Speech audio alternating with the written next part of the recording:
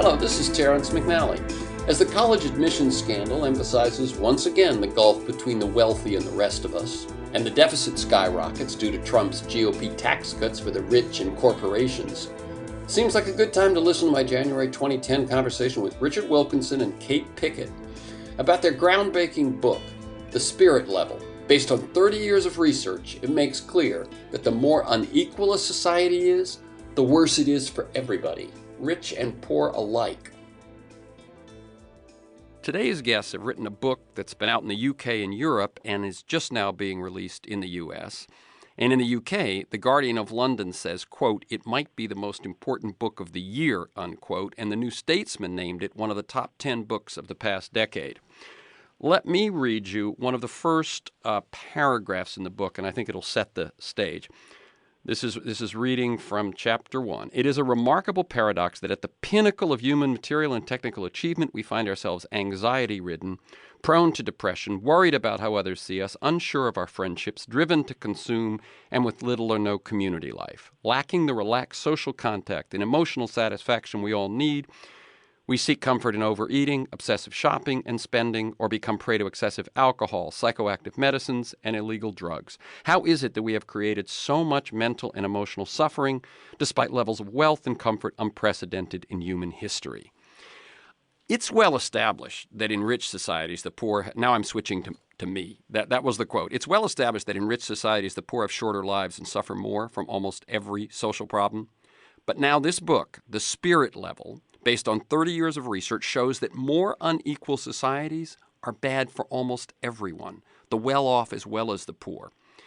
Richard Wilkinson and Kate Pickett show conclusively that the well-being of whole societies is correlated not with average income, but rather with the size of the disparity of income between the top 20% and the bottom 20%. In the most unequal countries, the wealthiest are less healthy and happy than their counterparts in more equal ones. Among developed nations, only Singapore has greater inequality than the United States. Not only that, but they've applied their research to the United States and found their findings are also true when they compare the 50 states by equality and inequality. They highlight a number of graphs. One that shows how health and social problems are worse in more unequal countries. The U.S. is off by itself in a corner of the chart, basically off the charts in both income inequality and worse health and social problems. The same with prevalence of mental illness. The U.S. by far the most mental illness and the most inequality.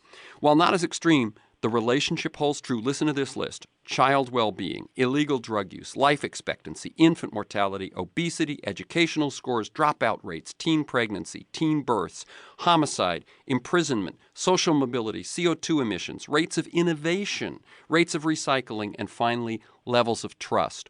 All of them have this same relationship in nations or states of greater inequality versus those of less. The good news among all this bad news, if all these ills are related to one measure, income inequality, then here, I'm going to quote the authors again, the evidence shows that even small decreases in equality, already a reality in some rich market democracies, make a very important difference to the quality of life. Achieving these decreases should be the central goal of our politics, precisely because we can be confident that it works. This is absolutely not, they insist, a utopian dream. On Free Forum, we explore the lives, the work, the ideas of individuals that I suspect have pieces of the puzzle of a world that just might work. We look at new, innovative, and provocative approaches to business, environment, health, science, politics, media, culture, all based on the fact that I believe we can do better, and I want to find out how. Richard Wilkinson has played a leading role in international research on inequality. He studied economic history at the London School of Economics before training in epidemiology. He's a professor emeritus at the University of Nottingham Medical School and honorary professor at the University College London. Kate Pickett is a senior lecturer at the University of York and a National Institute for Health Research career scientist. She studied physical anthropology at Cambridge, nutritional sciences at Cornell, and epidemiology at Berkeley before spending 4 years as an assistant professor at the University of Chicago. Welcome, Richard Wilkinson and Kate Pickett, to Pacifica Radio and Free Forum.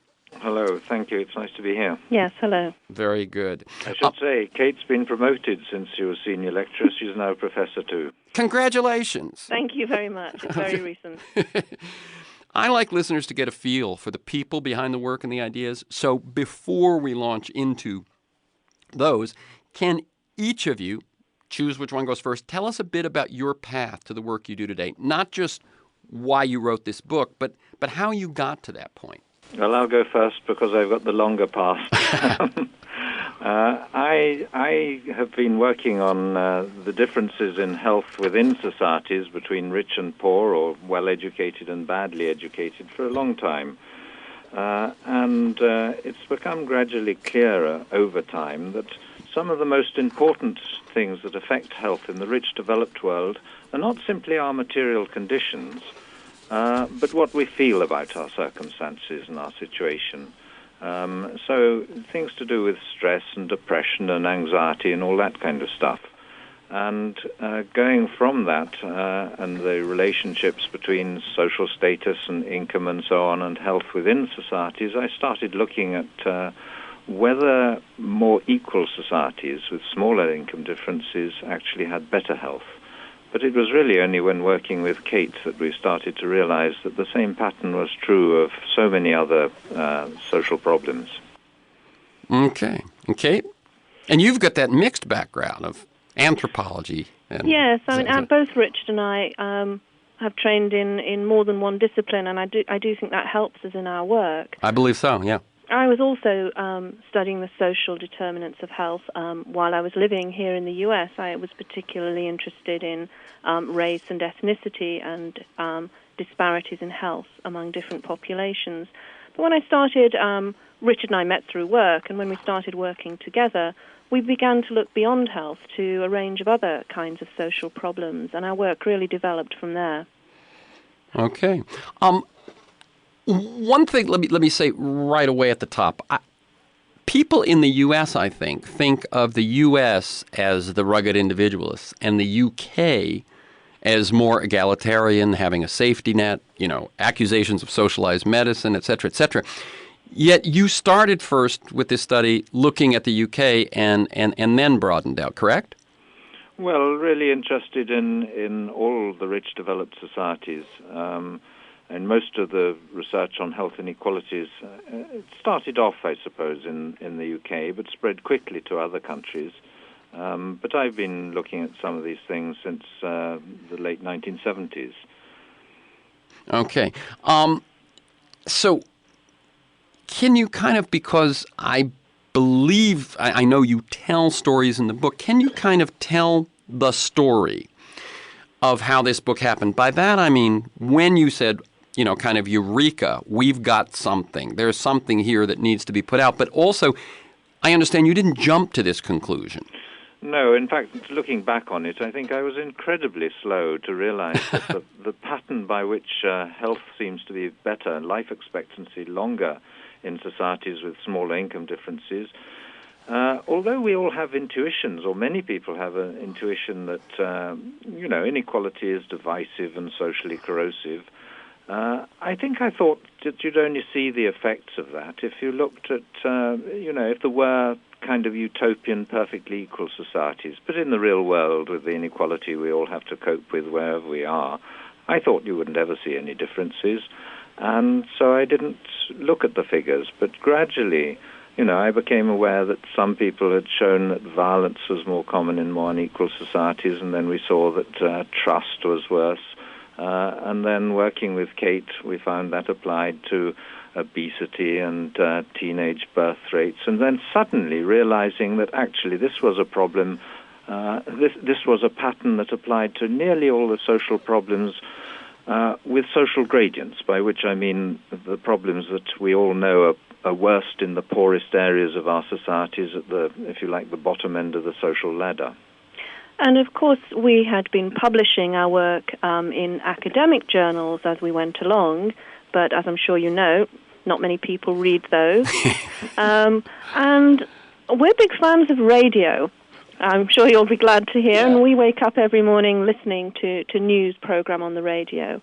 And we would hear the kinds of problems we're discussing, drug use, kids dropping out of school, that sort of thing, discussed in the news every day. And often academics would be brought on to discuss these problems. Experts would be brought on to talk about policies to fix them. And we never heard inequality mentioned as a root cause, so we felt that we really needed to write something that people would read beyond the research community and try and get this work better known. Yeah, at one stage it was really bizarre because they were talking about how terribly overcrowded our prisons were, building more prisons, governments allowing prisoners out of prison early, at a time when crime rates had been declining for quite a while, and not a single mention of inequality. And yet, if you put rates of imprisonment on a graph against levels of inequality in a society, if you know a society's level of inequality, you can just about read off what level of imprisonment it's going to have. It's quite extraordinary. And the same applies, well, it's not such a close relationship, but it's still a strong relationship amongst the 50 states of the U.S. There's a particular format that I like sometimes, and I'm not sure if it fits this issue or not. So let me just throw it out to you and tell me whether you think it fits. I call it It's Broke, Let's Fix It. And it's basically 3 questions about an issue. So here it would be, it would be all these issues. But the first is, how is it broken? What's the evidence? The second is, how did it get broken? What are the causes and the history? And the third is, how do we fix it? What are the solutions? Do you think that's a handy way to deal with this or not? Yeah, I guess it is. Okay. If what we're saying, it is broken, as we've talked about, in this case, it's usually we're talking on a show about healthcare, or we're talking on a show about prisons, or we're, obesity. In this case, it's really the equality, inequality, and all the ripple effects of that. So how is it broken? What's the evidence? Well, we look at the rich developed countries, and as a separate test, we look at the 50 U.S. states, and we draw on data from reputable sources. A lot of our data come from places like the World Health Organization, the United Nations, the World Bank.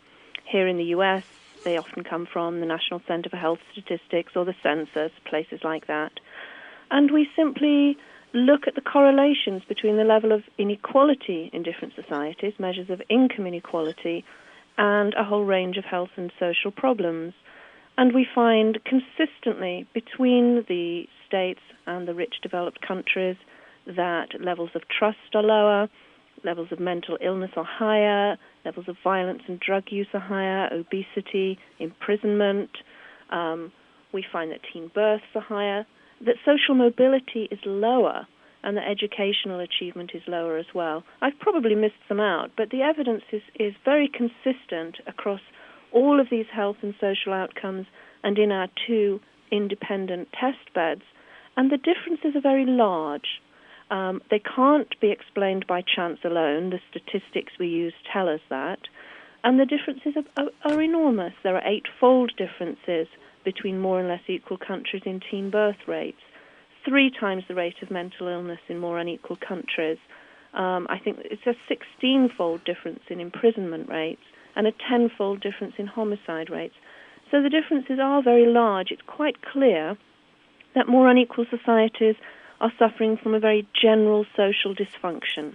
As you've looked at these, you're looking at data at one sort of cross-section moment. Both the UK and the US have shown great increases in inequality over the past few decades, perhaps from the Reagan-Thatcher era to today. And as I think people point out, Labor got in power, and that didn't change. It may have slowed it down. But are these all these negative consequences? Do they increase with increased inequality within the same country? I think so, but rather little work has been done looking at changes over time. There has been some with health, which shows relationships consistently over time, but we need to do more work on that. However, there are now about, I think, over 200 studies of the relationship between health and levels of income inequality in different societies. And they started, I suppose, using data from the 1970s, and people are still showing relationships despite the fact that we know both health and inequality have changed substantially. And so, if you keep on finding health and inequality together, and they're changing, they must be moving together. Right, exactly. But we do know that, for instance, teen birth rates and homicide rates rose until the early 90s, while income differences were widening in the States, and since then they've leveled off.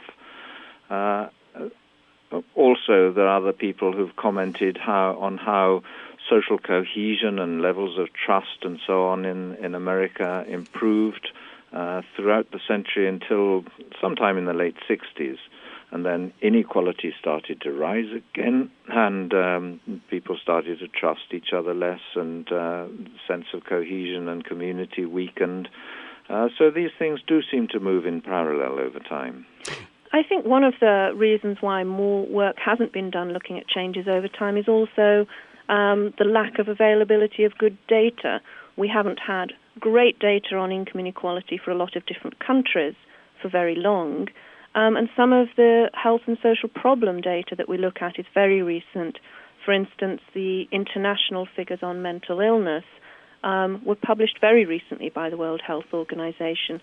So although Richard says he was perhaps slow to discover all of this and he should have done it sooner, some of it he couldn't have done. The data simply wouldn't have been there. Right. That was something that was interesting to me to learn, was that, in fact, you could have an intuition about this and so on, but to lay it out with the enormous data to back it up is only something that's been possible recently. Yeah, and what's odd is what we've done is so simple, and there are thousands of people doing research in health and social sciences and stuff, and it really should have been done a decade or so earlier. I mean, it's extraordinary that it hasn't been put together until now. Right. And I mean, what you're saying also is that if the data was hard to come by, that should have been there too, because people should have been looking at this. And what's your, I mean, you I'm sure you've had this conversation many times between yourselves and probably others as to why we've been so slow to see the forest for the trees. I think that I'm afraid academics have a tendency to believe that the problems that they're working on are incredibly complicated and very easily lose the wood for the trees. But I think that in a way there is a sort of often a kind of denial that goes on. I mean, we all know how extraordinarily sensitive we are to social status and whether people look up to us and admire us or down on us and disrespect us and so on. Yet I think people, if you ask someone, they might say, yeah, I know other people are bothered by social status, but of course not me. Mm-hmm. And I think that sort of denial of how important and how sensitive we are to these issues was quite important. Mm-hmm. I also think a lot of it has to do with the way that academics and policymakers work in silos. They're quite compartmentalized. If you study health, you tend not to study violence or educational achievement. And if you're a government department concentrating on education, you tend not to be thinking about preventive health measures. Or drug problems or crime. Right. No, I was thinking that it's about, what you're saying. I mean, so much of what you're saying, metaphorically as well as just practically, is about systems and systems-wide sort of things and community-wide. And then, of course, we study these things in specializations. Would I guess if one's looking at specializations, it would have fallen to economists to look at income inequality, yet they really have not had their eye on that ball either. Yes, I think that we've all suffered from an idea that I think is particularly strong amongst economists, that the sort of primary relationship is between people and things. This idea that there are possessive individuals and so on, rather than the primary relationship being between people. And one of the things the health research has shown over the years is that, for instance, one of the most important protective factors for health is the quality of social relationships. And people have actually done little experiments making puncture wounds on the back of somebody's hand, volunteers, of course, and measuring how quickly it heals. And it heals more slowly if you have a poor relationship with your partner. Wow. Or, for instance, giving people nasal drops with cold viruses in. Again, volunteers, you'll be glad to know. And also giving them questionnaires about the number of friends they have. And you find that people are over 4 times as likely to catch colds from that same measured exposure to infection if they have few friends. Friendship is extraordinarily important, and gradually we've become aware of how sensitive we are through our the biological stress systems, levels of stress hormones and so on, to the quality of social relationships, which includes the amount of social hierarchy in a society. Mm-hmm. You know, I'm thinking when we watch nature documentaries of social animals, it seems like they always focus on this, you know. Yes, that's been a very important source of understanding of these problems in human beings. The fact that in human beings you can usually not do very much more than make observations, but in the animals, of course, you can do experiments. And one of the problems about observational studies in human beings is, if you're wondering whether it's material conditions or social status, you can't separate them out easily. And yet, with kinds of monkeys, you can give them the same food, keep them in the same compounds, and you can manipulate their social status by moving animals between groups. And so you can see very clearly what the effects of loss of social status are, for instance, in physiological terms. And we find that many of them are much like the effects of social status in human beings. Very good. Let me tell people again, I'm Terence McNally, and I'm speaking with Richard Wilkinson and Kate Pickett. They're authors of an important new book, The Spirit Level, Why More Equal Societies Almost Always Do Better. And this is Freeform, KPFK, 90.7 FM, 98.7 in Santa Barbara, streaming and podcasting, kpfk.org. And you can learn more about their work, a lot more actually, at equalitytrust, one word, .org.uk. And you folks have, I think with some others, set this up because you realize that you've done the research, you've written the book, but there's a movement needed. That's right. We set the trust up really in an attempt to disseminate the work more widely and get it better known. We think the key to change is people actually understanding there's a problem in the first place. And as we mentioned earlier, we kept encountering situations where health and social problems that do seem to have their roots in greater inequality, inequality wasn't being discussed in relation to them. So we wanted to have an organization, which is primarily a website, to disseminate information and get this better known. Let people see the evidence on the graphs, for instance.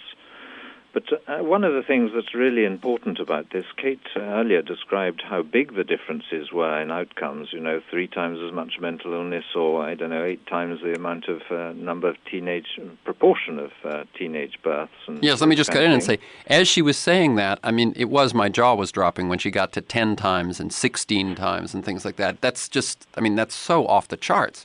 Yes, they're extraordinary. I think people often think that these would be, maybe we're talking about things being 15% more common or 20% more common. It's just quite different from that. And that is because it's not just the poor who are affected by inequality. It's the whole society. The poor seem to be affected most, so the benefits of greater equality are biggest at the bottom of society, but they extend all the way up society.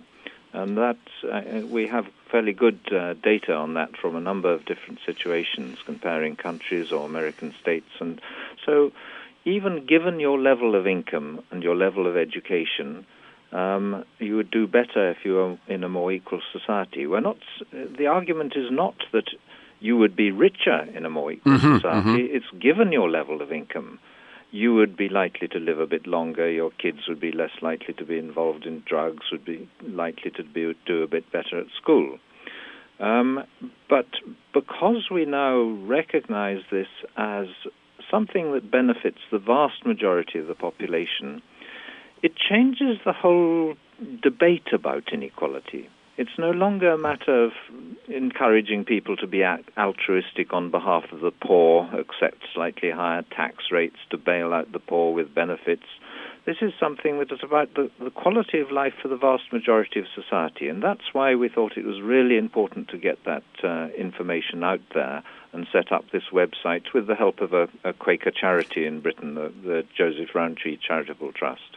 Yeah, it seems to me that 2 things about this. One is that it's good to get this out there. And the other is, as you say, politically, if people can look at evidence like this, can look at those graphs and so on, then the political motivation shifts. And I must say, in the U.S., this constant sort of battle between whether a policy is being sold as helping the poor or helping the poor and middle class or helping all of us is crucial. Let me, we're going to take a brief break at the halfway point, but let me ask this question first because of the point you've just made. A critic in the London Review of Books, David Runciman, I'm not sure if I got the pronunciation correct, while praising the book, questions whether your research actually proves your conclusion. And the same question did occur to me. In other words, could the average of negative outcomes in the U.S., for instance, be due to the fact that the poorest are suffering so extremely that the richest could be doing fine, even relative to their counterparts? And when you look at gross averages, that might account for it versus the ill outcomes spreading from top to bottom. How do you answer that? He writes, and I'm just going to read this for listeners. This is why the difference between almost everyone and everyone on average matters so much. Politics. If it is almost everyone who would benefit from a more equal society, this is an encouragement to solidarity across social boundaries. But if it is everyone on average, then this can go along with an absence of solidarity and the hardening of divisions because the disadvantages may be unequally distributed. Yeah, I think Kate should answer that, but before she does, let me just say that we were amazed that he said those things and thought he'd missed out a whole chapter of the book where we really show the data, and there's no question about him being wrong. We replied to his review, but they didn't print the letter. But anyway, let Kate explain the arguments. Well, I mean, I think as we've mentioned already, the differences are so vast that they can't possibly be explained by what's happening to the bottom 5 or even 10% of the population. You know, if you have mental illness rates of 26%, then clearly something's affecting many, many more people than just the poor. That's right. As you're saying, if the lower 20% all had mental illness problems, you'd still, I mean, which is, I get what you're saying. That's when you get into that orders of scale, it has to be distributed throughout. Go ahead. But there's also plenty of evidence from research on income inequality and health where studies actually control for the individual income or education levels of subjects in the study. And they find that there is an effect of income inequality on health, even after taking into account all of the different incomes of the people in the study. And so there's definitely something going on that can't be explained by the proportion of poor people in a society. And of course, our measures of income inequality actually are independent of the proportions of poor and rich people in society. They're simply measuring the gap. And so his arguments really can't be sustained. And we show in a number of different studies that even among the top third of educated people, health is better in a more equal country than in a less equal one.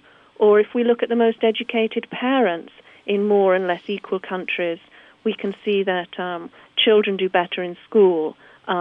Even amongst the most highly educated parents in a more equal society than in a less equal one.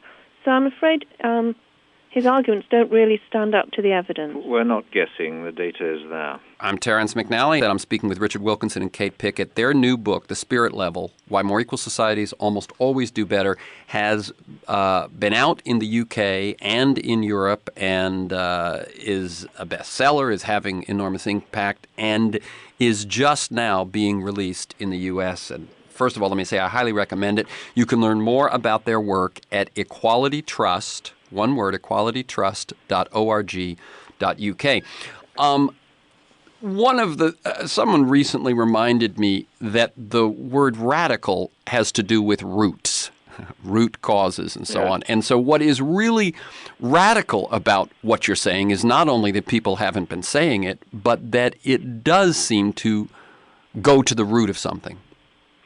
Yes, it's interesting. I think the most common response to various different health and social problems, and if there's more crime, people want more police, and if health is bad, they want more doctors and so on. Drugs, maybe drug rehabilitation units. We tend to respond by demanding expensive services to address these problems. But those services are only very partially effective. I mean, if you look at medical expenditure or doctors per head of population in the rich developed countries, it doesn't seem to be the most important determinant of life expectancy, for instance. It's very difficult to see any relationship between the two, simply because social and economic factors overwhelm the benefits of medicine. And similarly, people who specialize in understanding crime and policing say that policing isn't one of the main influences on crime. But insofar as any of these things, when they do cure people or when they do prevent crime or whatever, we know these problems are constantly being recreated in our society. For instance, you persuade lots of the health behavior work, someone to stop smoking, other kids are starting to smoke, that people are being pushed into taking drugs and so on. I mean pushed by their circumstances, the anxiety, the unhappiness, whatever it is. This is Terrence McNally. You're listening to my January 2010 conversation with Richard Wilkinson and Kate Pickett about their book, The Spirit Level, which makes clear that the more unequal a society is, the worse it is for everybody, rich and poor alike. Okay, let me, by the way, before we get in, I plan to spend most of the second half here dealing with where do we go from here, that sort of thing. But before I do, can you give a few examples, if you would, of some of the comparisons among states in the U.S.? Besides just the general notion that it holds true, do you have at your fingertips some of that? How a state like California, which has enormous wealth, actually ends up charting close to Alabama and Mississippi in so many things because what they do share is great inequality. That's right, and in fact the most unequal of the states is actually New York on the government's most recent official figures, although you're right that Louisiana, Mississippi and Alabama do cluster there as well, and California, I think I was surprised at how unequal it is. At the more equal end, we have states like Vermont and New Hampshire, but also Iowa, Utah, Wisconsin. So some of the differences we find that levels of trust are very different. In the more equal states, about 2/3 of the population feel that other people can be trusted, but it's only around 1/3 in the more unequal states. Or lower than that, more like 1/4, I think. Can I ask a question that comes up for me? You mentioned among the more equal, Utah, Vermont, New Hampshire. One thing I also think of is among the least diverse. How much does homogeneity seem to play a role in this? You go, Kate. Well, people often ask that question because not only do they look at the more unequal states and think about racial diversity, but they also look at a list of rich developed countries and think, oh, well, there's the USA at one end. They're thinking of it as very ethnically heterogeneous, and there's Japan at the other end. And this is a question that comes up. Part of the answer to that is that, I think at risk of repeating myself, the differences are so large between more and less equal societies that the effects can't possibly be explained by what's happening among minority populations. And also some of the comparisons we make showing the impact of inequality are actually just between the white populations of different countries. I think what probably I'm thinking is not an either-or question. In other words, not is it homogeneity rather than inequality, but that perhaps the two go hand in hand. I think they do. I think there's a contribution of perhaps from diversity, but that isn't because it's a different kind of problem. It's that any social difference, whether you talk about differences in skin color or linguistic group in some countries or religious beliefs that are divisive in a number of societies, they really cause much bigger problems as soon as they become markers of social status, and so people start looking down on one group, and those markers of social status start to attract stigma, much like the stigma that lower incomes and poverty and so on attract. And let me ask one other question again before we turn to solutions about the implications of this. I did read in a review, I believe, but again, it's not a bad question. Japan and Sweden, for instance, are among the most equal and the most homogeneous. Is individual expression suppressed in a culture like that? Is there something lost? And this reminds me actually of a book I read maybe 15 years ago from a Brit, and I'm forgetting his name because it just occurs to me right now, but it was a book called 2020, in which he pointed out that the amount of money that the United States wasted in social problems, divorce, obesity, blah, blah, blah, blah, blah, was ultimately, canceled out all our advantages in innovation and that sort of thing.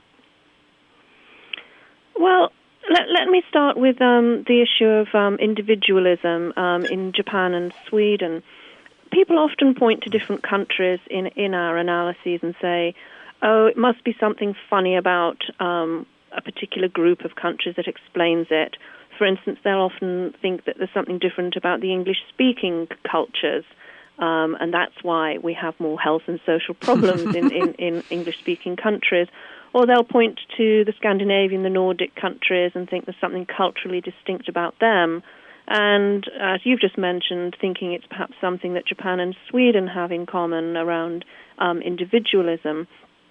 But actually, you could remove the English-speaking countries from our analysis of income inequality and health and social problems, and there's still a relationship among the remaining countries. In fact, you can take off Japan and the Nordic countries and the English-speaking countries and still find something going on. So clearly there's something other than particular cultural differences in countries at the extreme ends. There's still a relationship between income inequality and problems in the countries in the middle. And Japan and Sweden are so different in so many ways. If you think about their culture, the position of women, how closely they hold to the nuclear family, you couldn't really have two countries more different. But I'll let Richard talk about innovation and that in relation to inequality. Thank you, yeah. Yes, it was interesting. Kate was on a BBC program in London and was challenged by a senior Conservative politician who said, okay, supposing we accept that inequality has all these damaging social consequences, surely we depend for the innovation and creativeness that drive the economy really on America because of the incentives and individualism and the huge inequality. Difficult for Kate to answer that off the top of her head, but I think she managed to mention Nokia and Sony in more equal countries. But then when we got home, we thought, well, how can we measure innovation and inventiveness, creativity, as it affects the economy? And we thought the best way would be to look at patents, or I think you say patents per head of population. Yeah. And you can get figures on that quite easily. And although it's not a very close relationship, they tend to be significantly higher in more equal countries. Yeah, and that was. I must say, by the way, that was one of the graphs that really struck me. And it's patents per millions in population or something. And, yes. and there was a pretty direct relationship. Equal societies have more patents per million. It's interesting. You can. I suspect it's partly because of the low social mobility, the scale at which people drop out of high school in the more unequal states, or internationally, the low maths and literacy scores in countries with greater inequality, that there's a waste of a good proportion of a society's talent. But I also think that maybe in the background we have two different ideas about how people are most likely to be creative. Is it driven by sticks and carrots, incentives and so on? Or are people most creative when they feel at ease with each other, a group of equals, where you can spark ideas off each other? And I suspect that maybe that's the better way. So it does seem to me, and let me tell people again, I'm Terence McNally. The show is Free Forum, and I'm speaking with Richard Wilkinson and Kate Pickett. Their book is The Spirit Level, Why More Equal Societies Almost Always Do Better. You can learn more about their work at Equality Trust, one word, equalitytrust.org.uk. Okay, what I keep hearing is that beneath, when you scratch, okay, you find that it seems to be about equality and inequality. But when you scratch that, what I hear you saying over and over again is social cohesion, feeling part of a community, feeling trust. That was that. And so many of your graphs are about, as we've said, obesity, crime, et cetera, et cetera. And then you have the one on trust, which seems to me to really be opening up to what's really underneath all this. You agree? Yes, I do. I think that really to understand it, you have to go into the sort of fundamentals of human social relationships. And of course, through most of our evolution, in most of the period of time over which we've looked and had brains the size we do now, human beings lived in remarkably egalitarian hunting and gathering groups based on food sharing and reciprocity. I think people imagine that, for instance, consumerism is a sign that of how materialistic people are. But actually, if you think what consumerism is about, it's wanting to show ourselves off well in relation to each other.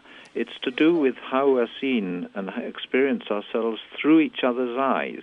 It's about status competition. And so what motivates what appears to be materialism is actually a highly social aspect of ourselves. And what I think we're dealing with at bottom is a sort of choice human beings have. Whether we live in societies where we trust each other, cooperate, and depend on reciprocity and so on, or whether we form dominance hierarchies based on power and coercion, where the name of the game is competition. And that changes the nature of the social relationships. Other people can be the best or the worst. They can be our greatest rivals for food and shelter, sexual partners, whatever. Or they can be our best source of help, security, love, assistance. And which they are has always been absolutely fundamental determinant of well-being. And that explains, I think, why we are so sensitive to low social status, but also why there are these extraordinary benefits that we see in the health research of friendship. Mm-hmm, mm-hmm. And long-standing relationships and marriages, et cetera, et cetera. Yes. Finally, let's move into to where we go from here. The good news, as I said in the introduction, is if so many ills are linked, then the evidence shows that these social ills can be addressed with one basic strategy. I mean, I think one of the things that really made me, as I was reading, kind of, a smile as well as an aha, was that if, as you pointed out earlier in our conversation, you approach crime from your specialization of crime, and obesity from your specialization of obesity, and education from, you end up doing an awful lot of things, and you're pulling at different threads of the thing. But what you're saying is that if we really can see that this makes that much difference, then we have sort of a unified approach that could be more effective, more efficient, et cetera, across the board. That's right. I mean, I think it gives us a unified idea of a whole range of things we might be able to fix, and a notion of what it is we need to fix to get there. What it doesn't tell us is which particular pathways towards increasing greater equality might work or be most beneficial. But one of the things that's clear from both our international analysis and our analysis of the U.S. states is that it doesn't actually seem to matter much how you get your greater equality, just that you get there somehow. At the very equal end of our group of rich, developed market democracies, we have Japan and Sweden. And Sweden has quite large income differences to start with, but achieves its greater equality through higher taxes and redistribution benefits, a bigger state. And in Japan, those income differences are smaller to start with, so its inequality comes from having a narrower gap in incomes before taxes and any redistribution. And we find something of the same pattern in the U.S. states. For instance, Vermont and New Hampshire, their neighbors, share a border culturally very similar. New Hampshire's a bit more like Japan in having low state taxation and low social expenditure, and Vermont a bit more like Sweden with higher taxation and greater social spending. But because they both manage through different routes to be more among the more equal states, they have lower levels of health and social problems. So different routes to equality, and it doesn't seem to matter. You just need to get there somehow. Yes, I think we feel that it's sufficiently urgent to need to pursue greater equality through both routes. But the weakness of relying just on taxes and benefits is, of course, even if you manage to get a change. And remember, top tax rates in the past, I mean, in the United States, I think in the 60s and 70s, they were up somewhere around 80 or 90% even. We did have a 90% upper taxation rate in the 60s. I'm not sure it's stretching to the 70s, but there you go. It's just extraordinary that we now think it's inconceivable to get anywhere near that. Right, I think 35 is... But the danger of relying on that approach is simply that it can all be undone so easily by a different government. So we think it's really important to embed greater equality more fundamentally in the structure of our institutions, and increasingly, I think, in terms of greater economic and workplace democracy. And in a way, the bonus culture, the huge incomes at the top, and what's happened over the last few decades is the rich have run away from the rest of us with this bonus culture. But that has only been possible because of the complete lack of any democratic constraints on them. You know, that there are not employee representatives on the board of many companies, that there aren't enough employee-owned companies, that there aren't enough mutuals and cooperatives and what's the other thing? Friendly societies. Things like that, where there are other forms of democratic control which make it more embarrassing for the most senior people to award themselves these huge increases while holding down, often while holding down pay demands lower in the social hierarchy. It seems to me, you actually, one question I've been meaning to ask is, you say you considered naming the book Evidence-Based Politics. That's right, yes. Tell me a little about that and the decision, what that means and the decision not to. But it also sounds like you two do not believe, having made the diagnosis, that the treatment is political. Let's start with the title. Yeah. I suppose as epidemiologists, we're well aware of the rise in what's called evidence-based medicine, that treatments should only be chosen if there's evidence that they're actually effective, rather than just chosen by the individual whim of a physician. And that's been a very, I think, important movement in medicine and in public health, that we should only use treatments that are shown to be effective. Mm-hmm. And there was an idea, I think, in Britain about policy and politics should be based on evidence as well. And we felt that really we were providing an evidence base for policymakers and politicians, and so we thought that was quite a good title. But our publisher in England disagreed with us, and so we ended up with the title we have. And let me quickly ask about spirit level. Are you using the metaphor of a carpenter's level there? Yes, that's right. We only realized when we came to the U.S. A couple of weeks ago that a lot of people here don't understand that term, that, what we call a spirit level is what you call a carpenter's level or just a level. We quite like the idea of public spiritedness as well being expressed by the title, but we have seen the book referred to over here as the spirituality level. And I think it's perhaps giving the wrong impression. Yeah. So let me just see. I mean, there are a lot in there where when you get into solutions, you are skeptical, as I think you both, but certainly Richard has expressed, that politics can do it enough. Let me read a quote from you guys. For several decades, progressive politics have been seriously weakened by the loss of any concept of a better society. People have argued for piecemeal improvements in different areas of life, but nowhere is there a popular movement capable of inspiring people with a vision of how to make society a substantially better place to live for the vast majority. Without that vision, politics will rarely provoke more than a yawn. Sarkozy is challenging economists to develop a successor to GDP to measure a nation's wealth and growth. There are, I think, also this current recession, which seems to have been caused to a great extent by greed and by those who made the most money from the excesses that got us into so much trouble. This seems like a teachable moment. Is there a political angle here? Is it really a cultural movement, or is it a bit of both? I think it's more than a bit of both. I think we need really fundamental changes in our society. Perhaps during the next generation or so, politics are going to be dominated either by the problem of reining in carbon emissions or with the consequences in terms of climate change from our failure to do so. And it's quite clear that our societies have to go through a fundamental change of direction. In a way, the greatest threat to climate change and the ability of governments to reduce carbon emissions is consumerism.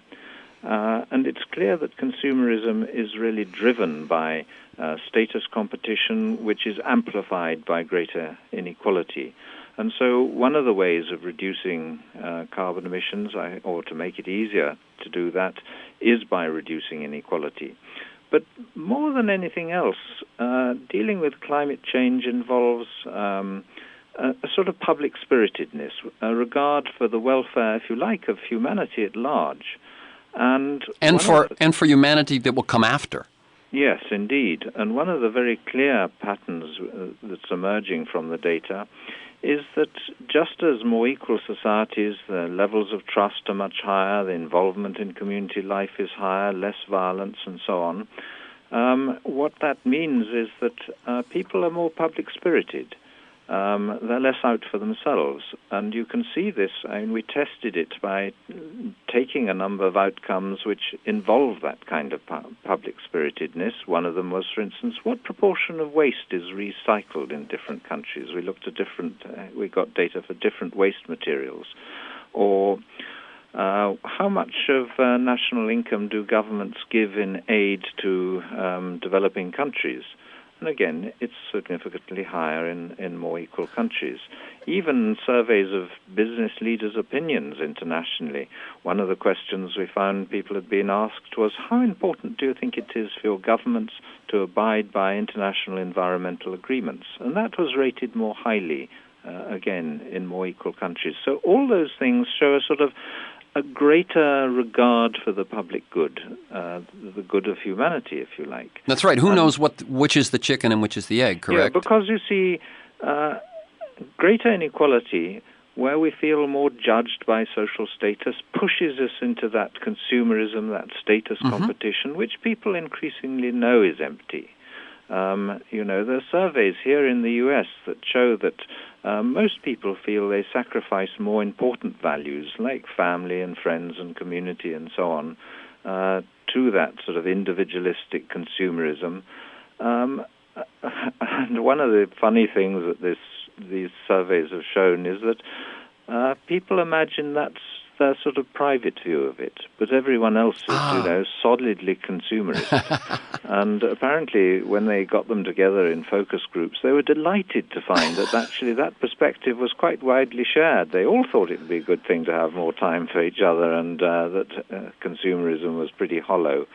I think people also know that economic growth no longer produces the goods it used to produce. I mean, people, increasingly say, weren't we just as happy in the past? Right. No, I know that's a big point you make, is that perhaps this whole economic growth, for the most part, not so true of the poorest societies, but in the developed, I mean, yes. In other words, one thing we haven't dealt with here is the difference between rich and poor countries, and you're not discounting that at all. But what you basically state that in the advanced countries, economic growth has kind of reached its point. It's diminishing returns. That's right, and I think it's also important to say, before we close, that we're not talking about unachievable utopian levels of equality. The countries we compare are all rich countries. They're all capitalist countries with markets. But we see, such clear differences from even quite small shifts in equality. And the other thing I think we encounter sometimes is the idea that it's somehow anti-American to want society to be more egalitarian and more equal. And yet you've been one of the most equal of the developed countries in your quite recent past, and certainly your nation was founded on ideals of opportunity, fairness, and democracy. Getting away from the old European feudal aristocracy and class-based societies and so on. And so I think our work fits very closely with American ideals and shows a way in which societies can sort of become the best they can be for the vast majority of their citizens. I'm going to let us leave it at that. The book is The Spirit Level, Why More Equal Societies Almost Always Do Better. The website is Equality Trust, one word, equalitytrust.org.uk, equalitytrust.org.uk. You can listen to this week's conversation and many others anytime during the week by linking to the podcast. You can also sign up to have it delivered to you weekly, either at my website, terencemcnally.net, or at iTunes. You can also get articles and transcripts and join me in pursuit of a world that just might work at that website, terencemcnally.net. And if you want to receive my weekly announcement telling you who's going to be on and what we're going to talk about, email me at temcnally, temcnally@mac.com. Thank you to Melissa Figueroa, my engineer, Stan Mizrahi and Mark Maxwell in production, Matt Perez in traffic, Tony Bates, studios at WBAI for this interview. And to you, my listeners, I look forward to being with you again next week. Thank you, Richard Wilkinson and Kate Pickett. Keep up your good work. Thank you.